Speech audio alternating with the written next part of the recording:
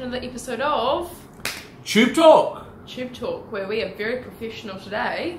Look at the threads. Look at the suit. Dad, why are you wearing a suit?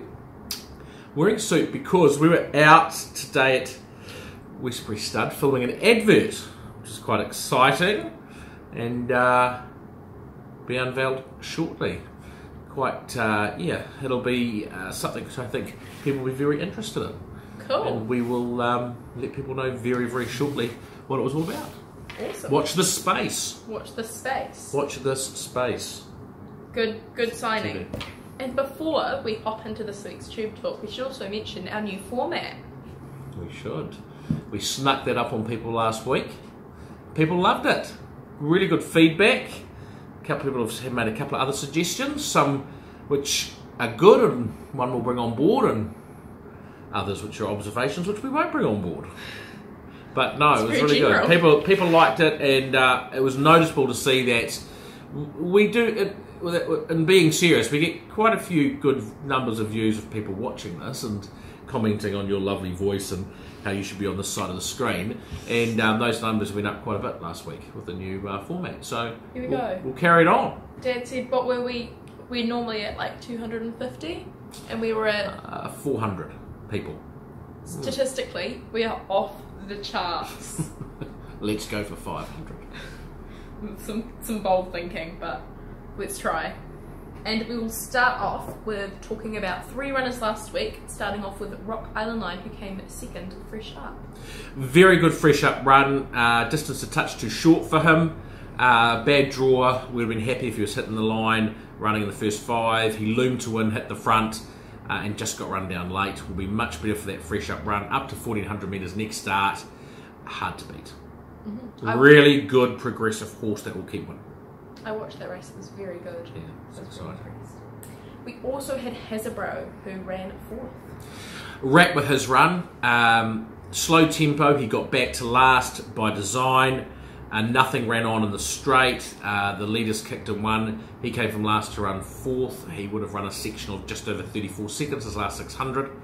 Over the moon with him. He gets on the plane now for Australia. He will run on the 1st of October at Geelong on his way to the VRC Derby. Exciting times ahead. And we also had Stardome,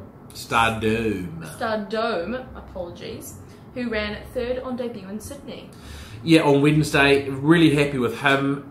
He was favourite, but as I said to the owners, he's bred to run a 1.5 miles and he's running over 1100 metres against 3-year-olds in Australia that are bred to run 1100. So I thought he might get a little bit outpaced. He did, but he finished off really well to run 3rd. Last 100 metres was his best. He'll learn a lot from it. I think he's an exciting horse, and I think it was a really good start to his career. And now we move on to our chock-a-block week, where we have, give me a second, sorry, 8 runners. Wow. 8 runners. Which is quite hefty, I must say. Right, let's fly through them. I will try and be concise and accurate. We will start off on Friday at Taupō. I need to correct myself on that one. Race 3, Darcy Palmer. Excellent first up trial to run 2nd. Very promising, lightly raced horse. Hard to beat. There's another very good horse in the field. It may come down to him or the other horse, but he should run in the first 2 with plenty of improvement. And on Saturday at Hawke's Bay in race 4, we have got Mighty Solomon. I should have said Shafiq Rasoff to ride. Mighty Solomon, we looked at Riccarton or Hastings for him. He's going to Hastings, so he's got barrier 1. He gets it on 54 kilos. Ryan Elliott rides, drops into 53. First up run for 4th was very good. He drops in weight significantly from 59 to 53. A dead track, which it looks like it'll be, will suit him. Can run well, will be over the odds. And we also have 2 other runners. We should quickly mention Dad will be there for the races. I will be in Hastings for the races. Be down on. There are 3 consecutive runners. 4, 5, yeah, there are. 4, 5, 6. Yeah, which is very satisfying. In race 5, we've got Loose Cannon. Exciting filly, unbeaten at trials and on race day, came from well back at Ruakaka to win. Steps up significantly in grade to Group 3. takes on the champion 2-year-old from last year, Vantage, and Expression, who's a Group 2 winner. I think Expression is the horse to beat, going on the way she won Fresh Up. But Loose Cannon's very good. She'll be better when she gets over further. A mile will be more her go than the 1200 that we've got on Saturday. But it's a good opportunity for her to get black type, and she's certainly not out of it. It's going to be a really interesting race to see how she measures up. And race that... Oh my gosh. Sorry. You're coughing.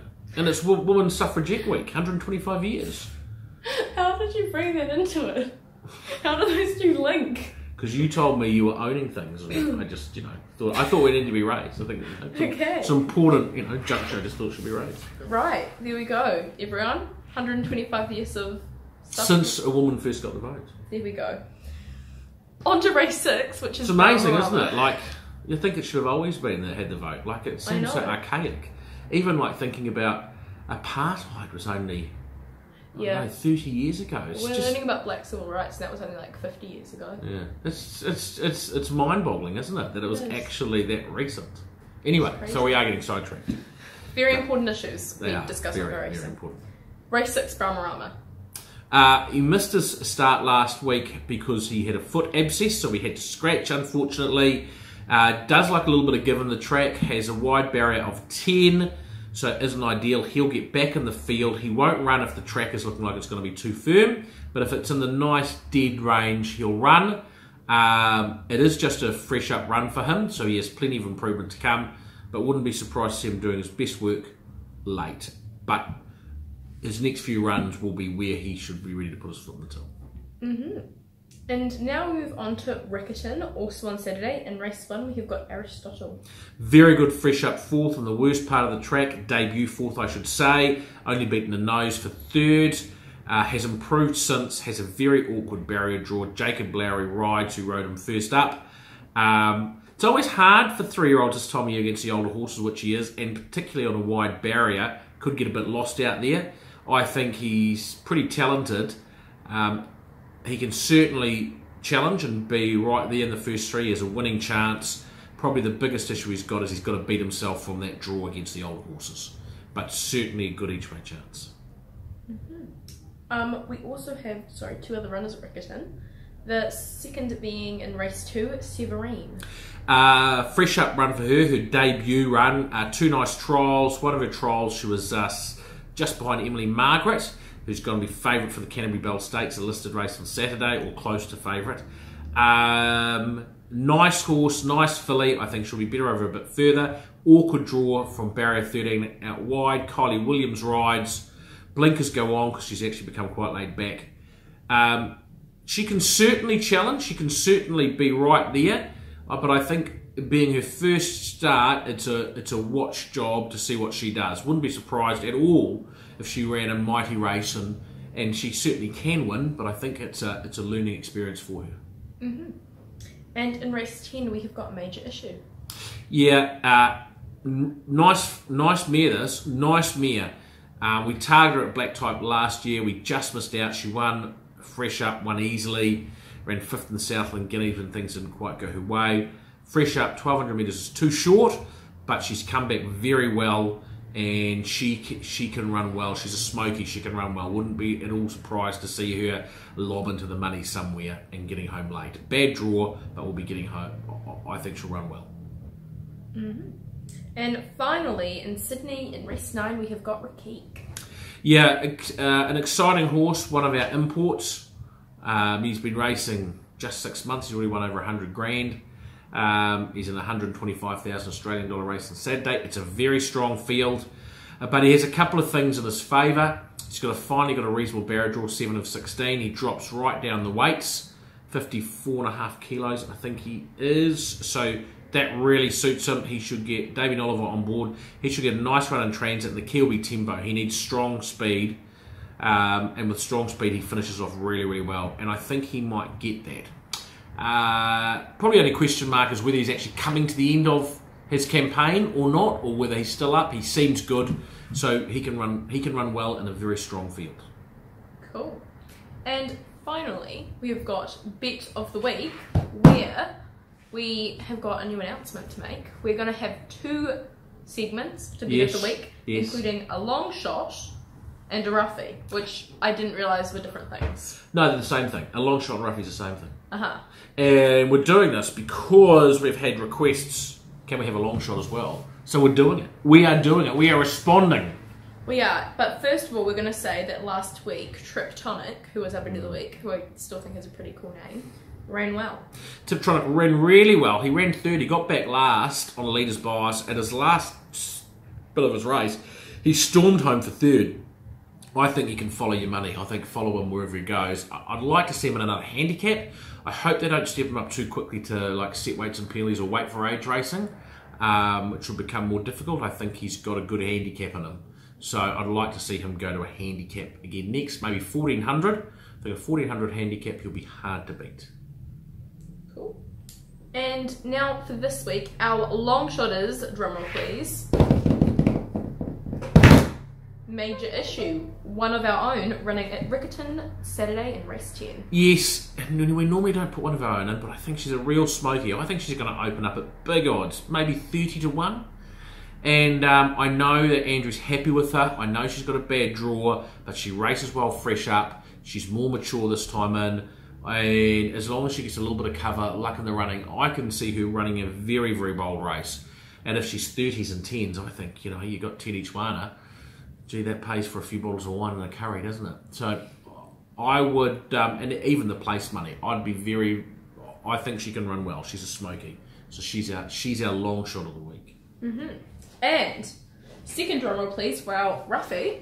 No, our bid of the week, not our roughie. That was our roughie. I'm very sorry.